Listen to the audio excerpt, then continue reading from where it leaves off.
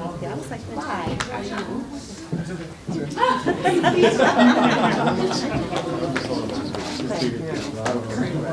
Great work. Love you. I love Mike. Mike's the best.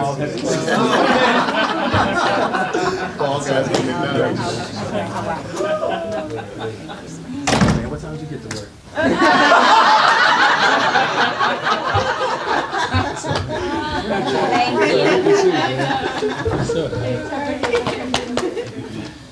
Yeah, the only administration that allows for beards to grow out. So well done. Good evening, everyone, and thank you all for being here. I am so proud to announce that in today's City Council meeting, we passed the Chicago Paid Leave and Paid Sick Safe Leave Ordinance. So congratulations to all of you.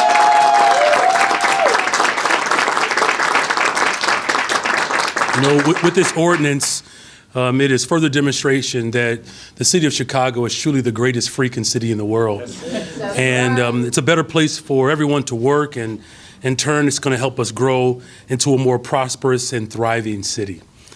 This new policy is a milestone in our commitment to the well-being and empowerment of Chicago's workforce. And not just an ordinance, though. This is not just an ordinance. This is really a value statement. That's right. A value statement that says that here in Chicago, we believe that everyone deserves the opportunity to take care of themselves, their loved ones, and to do it without the burden of financial instability. You know, the positive impact of this ordinance will be felt particularly by Chicago's Black and brown workers, because this begins to rectify the historical lack of worker protections amongst disinvested communities. This policy is a step towards equity in the workplace, but it's also a step towards economic stability in all of our communities. As we continue to build a healthier and happier workforce, we are enacting progressive policies that will ultimately attract the best talent. That's right. Because we are unlocking Chicago's greatest potential. And our greatest potential is the people. And so I'm grateful that we are in this moment and that we were able to pass this ordinance today. I'm especially grateful to the business groups, community advocates, and my staff in the mayor's office who have worked together to make this a reality. But I'm also grateful for an individual who has been a true champion for working people. He's not just a colleague, but he's my friend. So help me welcome the Workforce Development Chairperson, Mike Rodriguez.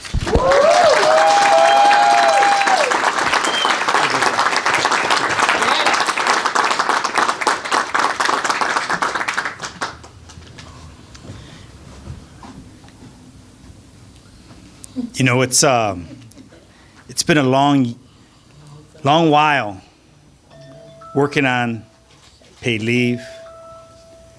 Early this year, one fair wage. Before that, so many fights, so much struggle, but we overcome.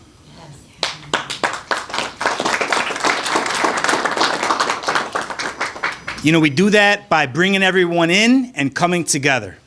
The fact is, we had community at the table. We had labor at the table. And we had business at the table. And while we all didn't agree, we all compromised. This was an effort. This was a bill that was passed, an ordinance that was passed out of compromise.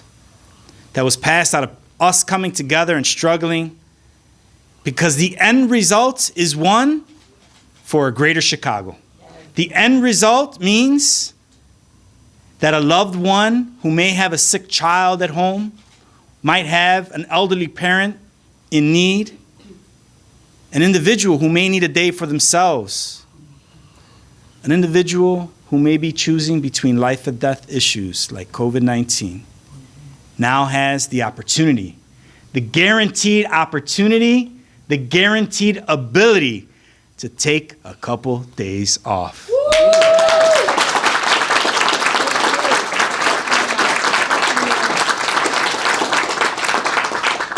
So I want to thank my colleagues, particularly those in the Black Caucus, who came together with individuals from the Latino and Progressive Caucus to make sure that this ordinance worked for everybody. I'm very proud to stand here with labor and with community, with my brothers and sisters. This was a long fight, wasn't it? Yes. But it was a fight very well worth it. Brevemente en español, para las comunicaciones en español, soy su concejal del Distrito 22, que cubre la Villita, el suroeste de Chicago. Y estoy bien orgulloso hoy día de que pasamos 36-12 la ley de tiempo pagado libre de la ciudad de Chicago. De que nuestra gente, que todos los trabajadores de la ciudad de Chicago van a tener al menos 5 días de tomar por enfermedades y 5 días por tomar de tiempo libre. Estoy bien orgulloso de estar con la comunidad, con organizaciones laborales y también con mis colegas y nuestro gran alcaldesa Brandon Johnson, que apoyó este esfuerzo y está al lado de la gente trabajadora. Un gran aplauso a nuestro alcalde también.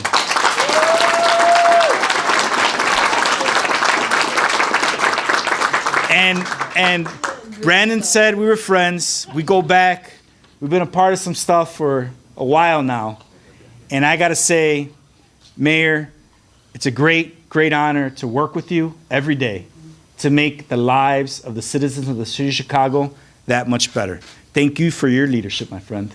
That's right.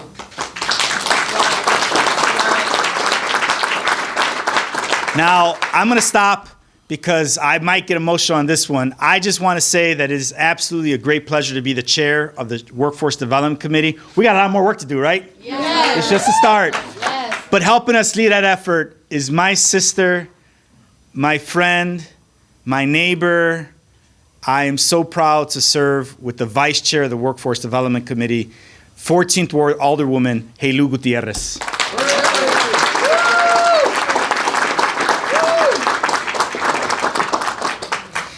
Helu Gutierrez, 14th Ward Alderwoman, representing an area of Brighton Park, Gage Park, Archer Heights, Chicago Lone, and West Elson.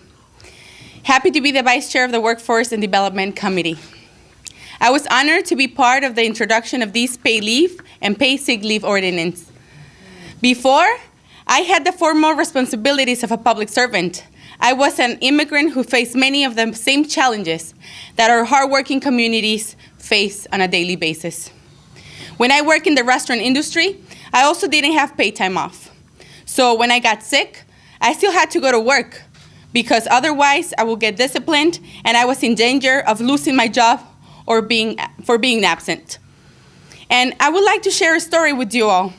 When I was running for this position, I was knocking on doors and a mom of 4 told me, and I will never forget, when you are elected, please introduce legislation that will help us and vote for what is right and always advocate for working people. And that is why I passionately supported the pay leave and pay sick leave ordinance. In our ward, where the working class, many of whom are immigrants, form the backbone. And this measure is not just policy, it's lifeline. No one should face the impossible choice between health, family, and wages. This ordinance is our commitment to justice, fairness, and compassion. As an immigrant, I've experienced the struggles firsthand. This is our chance to stand united, to invest in the well-being and prosperity of every single resident in the beautiful city of Chicago. Real quick in Spanish, I'm Helu Gutierrez, la concejal del Distrito 14, que representa un poco de Brighton Park, Gage Park, Archer Heights, Chicago Lone y West Elson, y la vicepresidenta del Comité de Desarrollo de la Fuerza Laboral. Fue para mí un honor formar parte en la introducción de esta ordenanza sobre la licencia remunerada y licencia por enfermedad. Antes de tener las responsabilidades formales de un servidor público, fui una inmigrante que enfrentó muchos de los mismos desafíos que enfrentan nuestras comunidades trabajadoras. Cuando trabajaba en la industria restaurantera, tampoco tenía tiempo libre pagado. Entonces, cuando me enfermaba, tenía que ir a trabajar, porque de lo contrario, me sancionarían y estaba en peligro de perder mi trabajo por ausentarme. Me gustaría compartir una historia con todos ustedes, que siempre llevaré en el corazón. Cuando me estaba postulando para esta posición, estaba tocando puertas en el Distrito 14. Una madre de 4 hijos me pidió que cuando fuera elegida, presentara legislación y que ayudara y votara por lo que es correcto. Y que por favor siempre defendiera a los trabajadores. Y es por eso que apoyé apasionadamente esta ordenanza sobre la licencia remunerada y licencia por enfermedad. En nuestras comunidades donde la clase trabajadora, y muchos de los cuales son inmigrantes, constituye la columna vertebral. Y esta medida no solo es una póliza, sino que es algo sumamente necesario. Nadie debería enfrentarse a la elección imposible entre salud, tiempo familiar o salarios. Esta ordenanza es nuestro compromiso con la justicia, la equidad y la compasión. Como inmigrante, he experimentado las luchas de primera mano. Esta es nuestra oportunidad de permanecer unidos e invertir en el bienestar y prosperidad de cada uno de nuestros residentes de esta bella ciudad de Chicago. Muchas gracias. And for me, it's a pleasure to have now Alderman Yancey, which also was a great leader in helping for this ordinance. Thank you.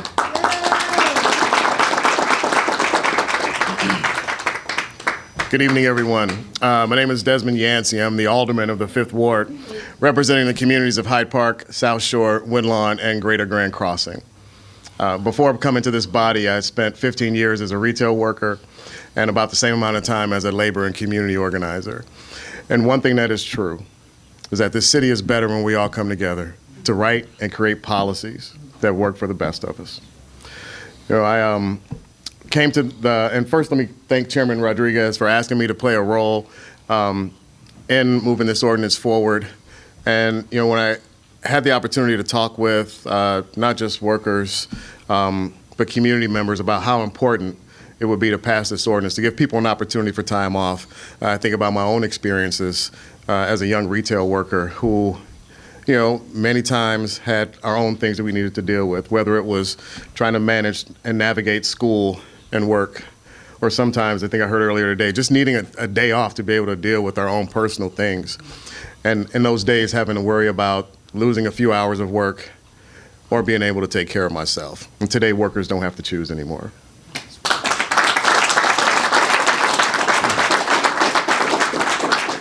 You know, when I got involved in this ordinance, we were a little bit further away than we are today. From what I heard from people speaking today, it was clear that the ordinance that we created today is better. And it's better because all of us were involved in shaping this ordinance and sharing our views and really just making sure that everyone involved understood the importance of making sure that workers were taken care of. You know, again, as a former retail worker and as a union organizer, I believe in workers, stand with workers, and I'm just honored to be able to have voted yes in support of this ordinance. I've known the mayor and the chairman and vice chair for quite a long time, and to be able to do that work along with labor partners that I've also known for a long time is really the reason why I ran. So continue to see great work from this administration, and again, thank you, Mayor Johnson, for your leadership on this issue.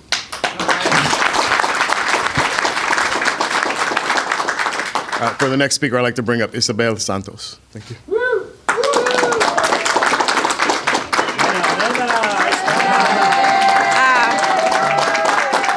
Buenas noches.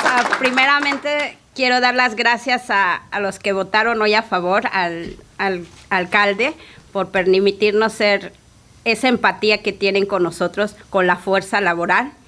¿Quién es la fuerza laboral? Nuestros compañeros, todos los que están aquí y que en la pandemia dijeron, no importa el lenguaje, no importa la raza, no importa el color, nosotros vamos a trabajar porque tenemos que mantener esta economía, tenemos que salir adelante. Si no nos detuvo una pandemia, no creo que nos va a detener 5 días que van a estar fuera mis compañeros recuperándose emocionalmente, dándoles tiempo de calidad a su familia y manteniendo una vida social mejor. Y por supuesto regresar bien duro a trabajar y agradeciendo a los jefes de mantenerlos en un lugar donde se les trata bien, donde se reconoce su trabajo y su esfuerzo. Esa es mi misión. Compañeros, ganamos, demos las gracias, demostremos como siempre lo hemos demostrado que seguimos trabajando bien fuerte.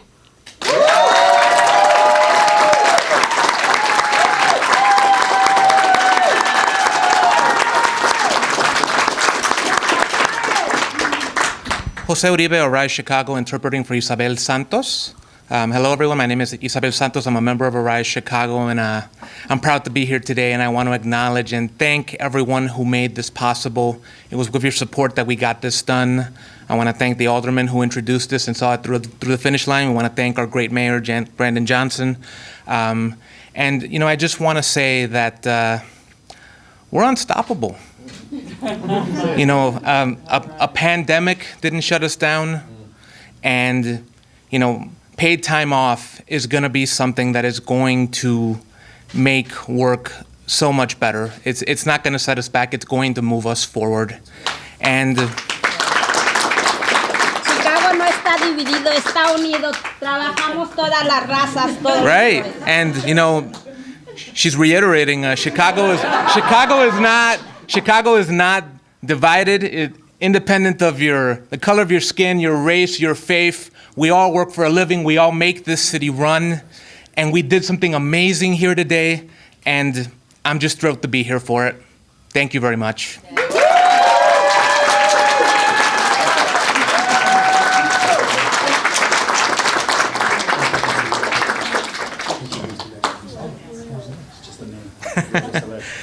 All right, so up next, we want to call up Sharita Ellens.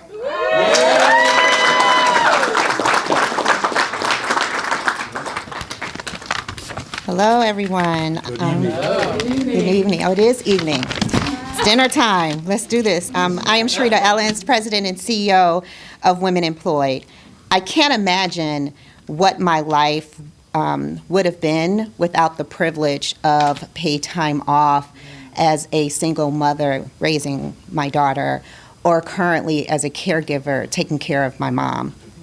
I am proud of our city for recognizing that all of us, no matter our title or size of our paycheck, whether we work downtown or in one of our amazing 77 neighborhoods, no matter our gender or our race, deserves paid time off to rest, recover, heal, and recharge, to take care of our families and ourselves, and to be able to bring our best selves to work and to home, and keep this great city of ours, including our vital business community, moving forward.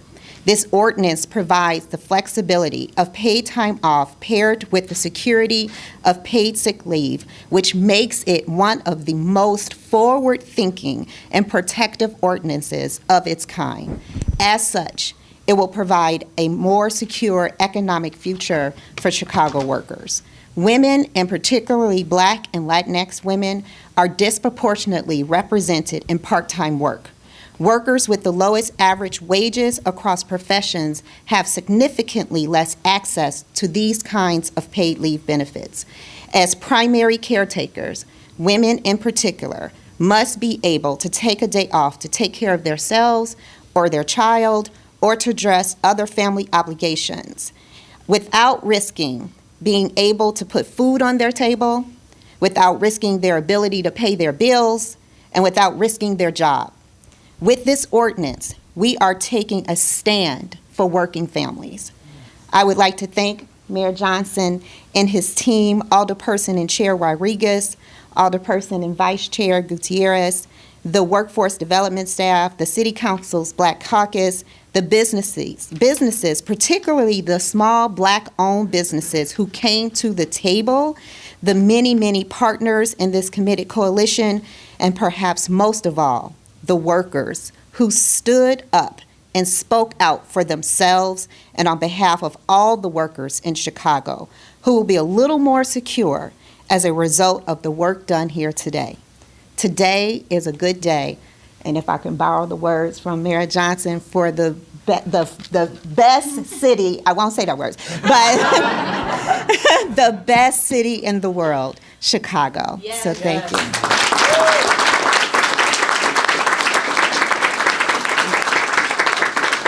I am going to bounce it back over to Mayor Johnson to close us out. Thank you. Well done, everyone. Thank you. I just want to also acknowledge another colleague of ours is here, the Alder of the 40th Ward, Andre Vasquez is here. Thank you for being here.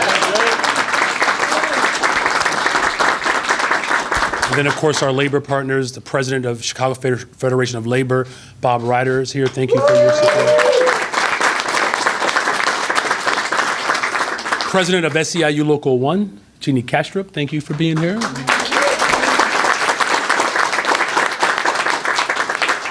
You know, C.J. Hawking has been on the 5th floor. I think I'm the only one who has not been on the 5th floor. But C.J. Hawking from Arise Chicago, thank you for your leadership.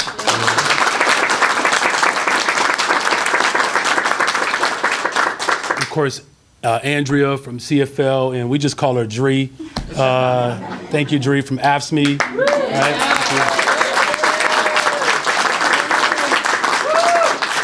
So with that, we'll take questions. Let's start in the back row, Tessa. Hi, Mayor. We saw Alderman Brendan Riley attempt to add a provision that would give businesses 30 days to be able to correct any alleged violations before a lawsuit could commence. Do you support adding, a grace period for businesses, even if it's for a shorter amount of time than that? So Alder Jason Irvin entered a very similar substitute, and so I'm looking forward to this going through the committee process. Again, it's just further demonstrates our commitment to collaboration. Aaron. Hello. Hey. I found my window. So the city council, I love being here, but the city council has met 6 times in October, 4 times so far in November, 1 more at least next week. Do you think this is the pace that we should expect to continue on through the end of the year, through next year? And I guess what's the benefits and drawbacks that you see of meeting so often? Look, it's been a long time coming for the city of Chicago to actually have an administration that's committed to working people, and particularly black and brown people. And for some would argue that it's taken us too long. I mean, especially if you are living in communities where schools have been closed, mental health clinics have been shut down, where there's been just this sort of repeated behavior of failed policy, quite frankly. Look, I do appreciate the hard work of the city council. I do appreciate the work of their teams. You all know I come from the legislative branch as a county commissioner.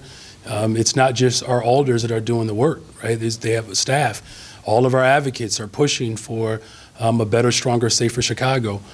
And my administration is committed to moving with some level of expediency. I mean, quite frankly, some individuals have been in city council for some time, and it might take them some adjusting to the type of bold, progressive agenda that we have put forth. But it's why we're the greatest city in the world. That's right. So, yes, we have to be in better shape. The people of Chicago are counting on us. And so I'm grateful that I'm bringing a hurry-up offense to the city of Chicago. AD. Good evening, Mayor. I've got a question from Becky Vivi at Chalkbeat. She asks, do you support having a fully elected school board starting in 2024? Well, as you know, that there have been a number of us who are part of this coalition that have been pushing for democracy for a very long time. And I was a part of the effort that worked to organize people all over the city of Chicago to finally bring democracy to the city. What I am very much committed to is a fully elected school board that places us in a position to be effective. Now, there's already been an agreement that has passed, I believe over a year ago, to have an approach that is palatable for the people of Chicago. So I'm very much committed that we can continue to build towards full democracy and representation that the people of Chicago deserve. And the bill that passed before I became the mayor of the city of Chicago, I'm still very much committed to that. And just a general follow-up from me, what is the message that you've given generally to leaders in Springfield about how they should come to a resolution here and how quickly? Do what the city of Chicago does. We work together. That's all. Just keep working together. Hi, Eric. Mayor. Some in the business community have suggested that between this ordinance and one fair wage, that costs are just going to be passed on to customers. To consumers, you say what? about their assertion. Well, what is the cost of workers not being able to show up every single day and not have the protection of not just time off, but wages, benefits? Look, I think I employ the most people in the city of Chicago right now. I do. And the last I checked, we have contracts where people get time off. Government still works. They take sick days. Government still works. Now, it'll be nice if I can get a day off one of these days, but I'm going to file a grievance with somebody at some point. Look, this is going to take some adjustment. And that's why we put forth this substitute, or that's why two alders have put forth a substitute amendment to continue to work, through this dynamic. Look, no one on this stage right now, with all due respect, has more of an incentive for the city of Chicago's business and community to thrive than the mayor of Chicago. That's why we have the fastest growing downtown anywhere in the country. We have, on Mondays and Fridays, more people using the metro coming into Chicago. You have, businesses like Google and the Campari Group, investors all over the country and all over the world are looking to invest in this city. You know why? We have the best universities and we have the best workforce. And you know what else is so important about the city of Chicago? Do you know why people want to invest in the city of Chicago? Is because when you have a solid workforce that is valued and protected, productivity actually goes up. Yes, that's right. So we're going to continue to work to keep bringing people together. We're not done. I still have at least 3 more years and 6 months. Well, no, scratch that. 23 more years and 6 months. That's right. That's right. Heather. Hi, Mayor. Today, one of the last bills cleared by the General Assembly was a bill that would adjust Chicago's police pensions to ensure that all police officers who retire, regardless of when they were born, will get a 3% cost of living increase. Will you ask Governor Pritzker to sign that bill, and are you concerned about the financial implications of it on Chicago's budget? Thank you. That's a good question. When I was first sworn, actually during the transition, remember I worked with the local 2, the firefighters, as well as the Fraternal Order of Police, to give us some time to work through some other dynamics so that, the financial responsibility that we have as a city, that it is administered responsibly. And, I've long said that, individuals that work and dedicate their lives to the people of Chicago should have retirement security. My position on retirement security hasn't changed. This is why, many people talk about how they support police officers until it's time for them to retire. It's an oxymoron, I guess. I support, but if you give 25, 30 years of service, we don't want to take care of you in your retirement. So, I believe that retirement security is a must. These are people who are small business owners. These are people who coach, teach Sunday school. And so we're going to continue to work together to make sure that we can fulfill the expectations of those who've dedicated their lives to service. Thank you. Jim. Good evening, Mr. Mayor. Good evening. On Tuesday, the CEO of SoundThinking, formerly ShotSpotter, said there's a specific line item in your 2024 budget for gunshot technology, and he added that he expects a pilot program between CPD and SoundThinking for a crime tracer to be expanded into the high 6 figures. Why is the city buying a new product from this company, and what would you say to your supporters who expect you to cancel the ShotSpotter contract? The ShotSpotter contract ends in February, and we'll review it once it comes up for expiration in February. And the new products that the city's buying from SoundThinking? So as I said, the ShotSpotter contract expires in February, and once it comes up for expiration, we'll be able to have that conversation. Alice. Good evening, Mayor. Your team gave a briefing about migrants earlier where they said that we're still a couple weeks out from the assessments on the base camps to be finished, but they are looking into expanding existing shelter capacity and working with faith-based organizations such as the Archdiocese on adding shelter space. Could you detail those plans, and do you think they're enough to ensure that hundreds of migrants won't be sleeping outside during the next freeze? Well, that's the top priority. Look, there are migrants who are on floors in police stations and sleeping outside, and the the crises that, quite frankly, as you all know, is the result of just bad foreign policy as well as just bad national policy. And as I said repeatedly, I'll say it again, that, we called for the federal government to ease the sanctions on Venezuela. They did it. There's a supplemental bill that's being discussed right now in Congress. I went to D.C. to request more dollars for the entire country, and not just for the migrant crisis, but for every crisis that we've experienced over the course of a generation now, especially if we're going to combat the trauma that is manifesting in the most violent of ways. As far as just the details around these assessments, the preliminary results have yielded positivity. The collaboration that my administration worked with the alder of the 21st Ward. Now that purchase has moved forward, we can start setting up our operations there, and then we'll continue to look at our footprint as I've done since I've been in office, opening up a new shelter essentially every single week. And so that plan is still in the works, as well as the plan to make sure that we're not leaving behind communities that have been disinvested in historically. And so what I am grateful for is the tremendous amount of advocacy from Black and brown communities in particular that allow us to invest in communities like the 21st Ward, while also making sure that we are meeting this international crisis and demanding that the state of Illinois and the federal government to put more skin in the game. Thank you for that question. Lee.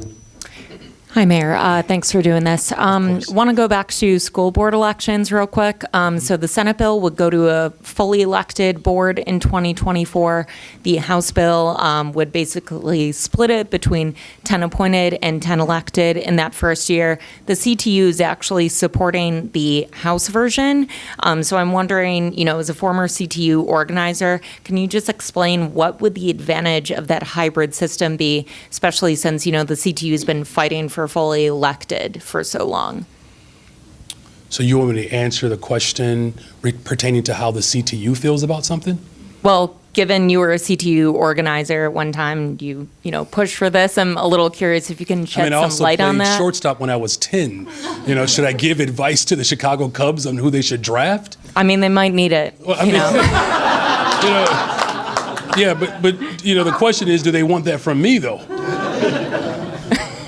Are you talking about school boards or the Cubs now? I'm confused. Are you talking about what my opinion is or the CTU's opinion?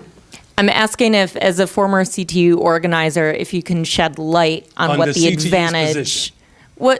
Maybe I'll just ask you then. What's the advantage of a hybrid system? There you go. Yeah. Okay. We got to it. Sorry. We got to it. It's okay. Try it again. What's the advantage of a hybrid system of keeping 10 appointed, having 10 elected, especially given this has been, such a fight to get to elected? Yeah, so look, my position has always been very clear that, a fully elected school board is what we want. Remember that there were concerns about, how that transition takes place. There are a number of entanglements that still have to be worked through, that this new governing body that has never taken place in the city of Chicago, that moving forward with some care and sensitivity and some thoughtfulness has, been a part of multiple agreements. And, as much as, clearly we're a body that wants to move with expediency, but we also recognize that moving forward with some care and thoughtfulness also has tremendous value. This is going to be a tremendous adjustment for the people of Chicago, and adjusting in a way that provides confidence in a new body of government. That is something that we have to take into real serious consideration. So again, the ultimate goal and the desire is to have a fully elected school board. We also want to make sure that transition is done in a way that's sensitive to the very people who are expecting it to work. What we don't want is to set individuals up with expectations that cannot be met. Last question, Justin. Mayor, so the version of this that was set for a committee vote about a week ago, maybe a little over a week ago now. It would have given 12 days off to workers. Your administration, the Black Caucus stepped in, forced further negotiations, and now it's at 10 days, and some other, concessions were made, but the larger business coalition that was negotiating are still opposed to it. So I guess, it was a gamble to step in and kind of force or try to compromise again. Workers essentially lost 2 days out of that compromise. What do you think was gained, and do you still think it was worth it to try to keep conceding? I appreciate the question, Justin. I wouldn't characterize that I forced a conversation, right? These are my friends. I don't have to force my friends to do anything. I think what I wanted to just lift up is that it turns out that my friends trust me, and I trust them. That's what relationships are built on. It's not about what someone lost and what someone didn't get, and people walk away from the table and they're still not satisfied. We're building trust in this city. Aren't you glad that we're doing that finally in this city? Yes. I mean, once upon a time, this coalition was not even at the table. I can tell you because we were blocking elevators taking a rest in this building. That's right. That's true. Me and Mike had more hair. So we're building trust and confidence in the people that we can bring people together. And, I hope by now, after a short 6 months, that I've demonstrated that. Yes, you have. And I said this when I was running. Remember when people were asking me, can I negotiate in good faith because I'm a former CTU organizer? Remember people asked that? Yeah. And what did I say to you all? Yeah. Who better to trust than someone who's been there? That's right. So that's what this is about. It's built on trust. I'm so grateful that I have siblings in a movement that trusted us enough to be able to come up with an agreement and a compromise that has created one of the most progressive administrations that we've seen in an entire generation. Thank you all very much. Thank you all.